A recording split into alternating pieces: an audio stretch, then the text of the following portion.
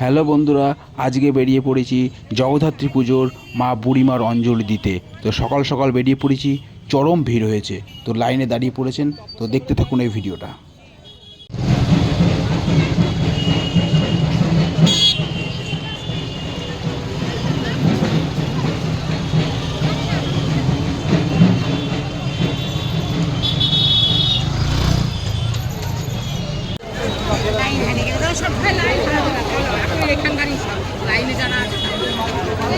Video করতে পারবো না।